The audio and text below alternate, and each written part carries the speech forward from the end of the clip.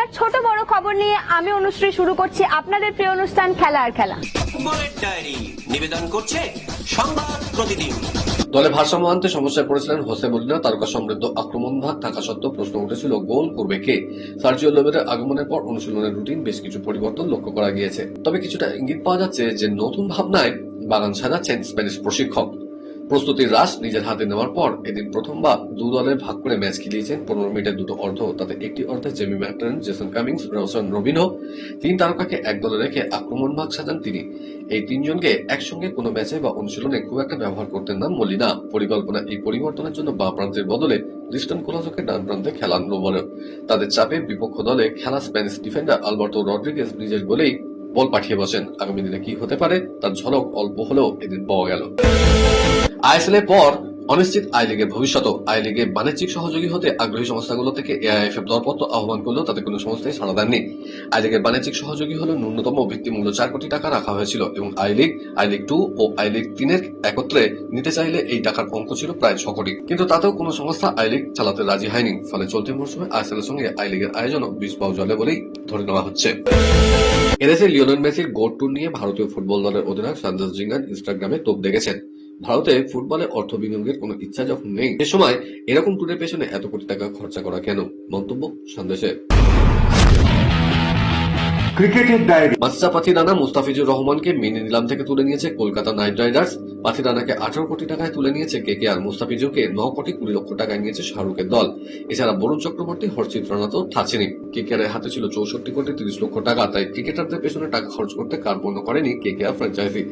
গ্রিনকে 25 কোটি 20 লক্ষ টাকায় তুলে নিয়েছে। তবে পাথিরানা আশায় কেকেআর এর বোলিং যে শক্তিশালী হলো তা জানাতে ভোলেননি প্রাক্তন ক্রিকেটার ইরফান পাঠান। আর মাস দুয়েক পর ভারত আর শ্রীলঙ্কা জুড়ে বসছে টি-20 বিশ্বকাপের আসর, যে বিশ্বকাপে প্রথমবার খেলতে দেখা যাবে ফুটবলে 4 বার বিশ্বজয়ী দল ইতালিকে। কিন্তু মুশকিল হলো ইতালির টি-20 বিশ্বকাপ ছাড়পত্র পাওয়ার নেপথ্যে গুরুত্বপূর্ণ ভূমিকা নিয়েছিলেন যিনি, সেই প্রাক্তন অস্ট্রেলীয় ক্রিকেটার জো বার্নস খেলতেই আসবেন না। আসলে ইতালি ক্রিকেট বোর্ডের সঙ্গে চুক্তিজনিত একটা গন্ডগোল বেঁধেছে, যে কারণে বার্নস ইতালির হয়ে টি-20 বিশ্বকাপ খেলতে আসছেন না।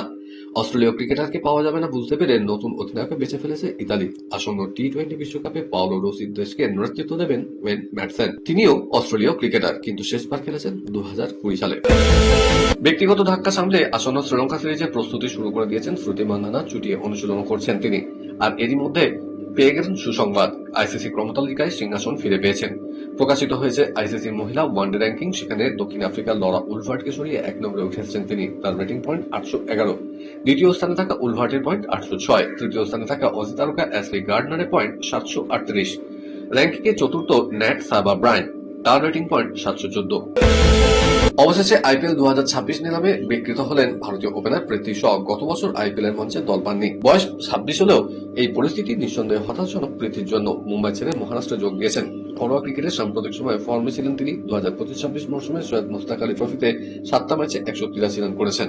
তবুও সেই পারফরমেন্স আইপিএল ফ্র্যাঞ্চাইজি নজর কাটতে ব্যর্থ হয়েছে। এর আগেও আইপিএল 2025 নিলামে অবিকৃত ছিলেন তিনি। আইপিএল ক্যারিয়ারে এখনো পর্যন্ত শুধুমাত্র দিল্লি ক্যাপিটালসের হয়ে খেলেছেন পৃথ্বী শ। এবারেও তিনি 75 লাখে দিল্লি দলেই সামিল হয়েছেন। রোহিত শর্মা এবং বিরাট কোহলিকে বেশি খাটালে ফল মোটেই ভালো হবে না, সমালোচকদের উদ্দেশ্যে হুঁশিয়ারি দিলেন রবি শাস্ত্রী। ভারতের প্রাক্তন কোচ সাফ জানিয়েছেন, রোহিত এবং কোহলি যদি পাল্টা ঘুরে দাঁড়ান তাহলে সমালোচকদের উড়ে যেতে এক মুহূর্ত সময়ও লাগবে না। দক্ষিণ আফ্রিকার বিরুদ্ধে দুটি একদিনের ম্যাচেই 17 রান করেছেন কোহলি। রোহিত প্রথম ম্যাচে অর্ধ-শত রান করেছেন। বিশ্বকাপে খেলা নিয়ে দুজনের যে শঙ্কা তৈরি হয়েছিল তা ক্রমশ দূর হচ্ছে। তাই শাস্ত্রীর মতে রোহিত কোহলিকে নিজের মতো করে ছেড়ে দেওয়া উচিত। শাস্ত্রী বলেছেন, বিরাট কোহলি এবং রোহিত শর্মা একদিনের ক্রিকেটের দ্বৈত, ওদের মাপে ক্রিকেটারদের সঙ্গে বেশি ঝামেলা করতে যেও না। সাম্প্রতিককালে দুই ক্রিকেটারের পারফরমেন্স নিয়ে যে কাটাছেঁড়া চলছে সেদিকে ইঙ্গিত করেছেন শাস্ত্রী। দল তৈরি ছিল। আবুধাবিতে আইপিএল এর নিলামে দলের বোলিং গভীরতা বাড়িয়ে নিল লখনৌ সুপার জায়ান্টস। দুই শক্তিশালী বোলারের পাশাপাশি এক অলরাউন্ডারকে কিনেছে তারা। 6 জন ক্রিকেটার কিনতে খরচ হয়েছে 18 কোটি 40 লক্ষ টাকা। তবে এক ক্রিকেটারকে না পাওয়া আক্ষেপ রয়েছে মালিক সঞ্জীব গোয়েঙ্কার। প্রথম সেটেই লখনৌ 2 কোটি টাকায় কিনে নিয়ে শ্রীলঙ্কার স্পিনার ওয়াহিন্দু হাসরাঙ্গাকে। রবি বিষ্ণুয়ের পরিবর্তন হিসেবেই তাকে নেওয়া হয়েছে। গত 2 বছর ভালো খেলতে পারেননি রবি। পাশাপাশি দক্ষিণ আফ্রিকার জোড়ে বোলার আনবেক নোকিয়াকেও 2 কোটি টাকায় কিনেছে লখনৌ। মুকুল চৌধুরীকে 2 কোটি 60 লক্ষ টাকায় কিনেছে তারা। এই উইকেট কিপার ব্যাটারের পেছনে এত খরচ করায় অবাক হয়েছেন অনেকেই, কারণ দলে আগে থেকেই ঋষভ পন্ত রয়েছেন। শেষের দিকে অস্ট্রেলিয়া অলরাউন্ডার জস ইংলিশকে 8 কোটি 60 লক্ষ টাকায় কিনেছে লখনৌ। খেলার খবর আরো আছে, কিন্তু তার আগে নিয়ে নিতে হচ্ছে ছোট্ট একটা ব্রেক। সঙ্গে থাকুন।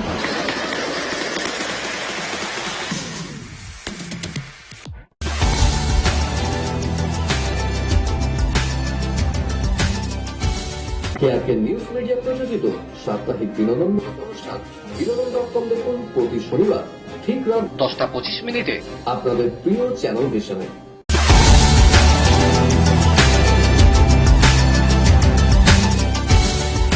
ব্রেকের পর যথারীতি আবার হাজির আপনাদের প্রিয় খেলা নিয়ে।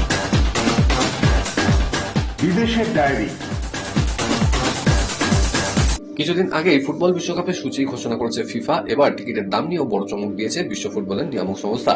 2026 সালে ফুটবল বিশ্বকাপের টিকিটের দাম এক ধাক্কায় অনেকটা কমেছে, তবে সেই টিকিট সকলে পাবেন না। নির্দিষ্ট সংখ্যক দর্শকের জন্যই তা রাখা হয়েছে। সর্বনিম্ন টিকিটের দাম ভারতীয় মুদ্রায় 1,70,000 টাকা। এই দাম ঘোষণার পরেই শুরু হয়েছে বিক্ষোভ। খবরের মুখে সামান্য নরম হয়েছে ফিফা সভাপতি জানি ইনফান্তিনো বলেছেন, আমেরিকায় যে সমস্ত ম্যাচ হবে সেখানে সর্বনিম্ন টিকিটের দাম কমিয়ে ভারতীয় মুদ্রায় 5,000 টাকা করা হয়েছে, তবে সকলের জন্য নয়। সেই টিকিট রাখা হয়েছে একনিষ্ঠ সমর্থকদের জন্য, অর্থাৎ যে সমর্থকরা বেশ কয়েকটি বিশ্বকাপে নিজের প্রিয় দলে খেলা দেখতে গিয়েছেন বা খেলা দেখার জন্য শেষ সম্বল পর্যন্ত বিক্রি করে দিতে পারেন, তাদের চিহ্নিত করবে ফিফা। তারপর তাদের সেই টিকিট দেওয়া হবে। ইংলিশ লিগ কাপে কোয়ার্টার ফাইনালে খেলা ছিল চেলসির। কার্ডিফ সিটির বিরুদ্ধে 3-1 গোলে জয়ী হলো দ্য ব্লুজরা। এই ম্যাচেও প্রথমার্ধ ছিল গোলশূন্য। বিরতির পর খেলায় ফেরে চেলসি। 57 মিনিটে প্রথম গোল আলসান্দ্রো গার্নাচোর। মিনিট 20 মধ্যে কার্ডিফের হয়ে খেলায় সমতা ফেরান ডেভিড টার্নবুল। তবে চেলসিকে বিপক্ষে ফেলতে পারেনি তারা। 82 মিনিটে পেড্রো নেতো 2-1 গোলে এগিয়ে দেন চেলসিকে। সংযুক্তি সময় গার্নাচোর দ্বিতীয় গোল, জয় ছিনিয়ে নেয় চেলসি।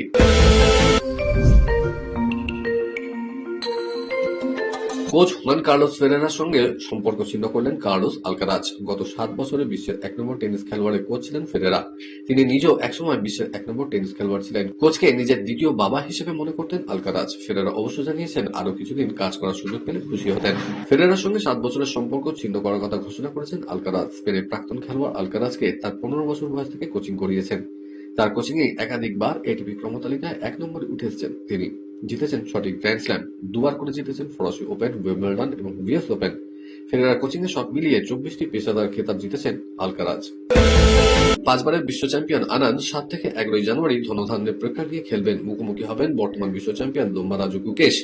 এই প্রথম 2 বিশ্ব চ্যাম্পিয়নের লড়াই হবে। গুকেশ ছাড়াও খেলবেন প্রজ্ঞানন্দ, অর্জুন ইরিগেইজি, বিবিধ গুজরাতি, অরবিন্দ চিদাম্বরমের মতো জুনিয়ররা, যারা কোনো না কোনো সময় আনন্দের কাছে দাবা খেলা শিখেছেন। মহিলাদের বিভাগে খেলবেন বিশ্ব চ্যাম্পিয়ন দিব্যা দেশমুখ। এছাড়াও খেলবেন বৈশালী, দ্রোণাভেলি, হারিকা।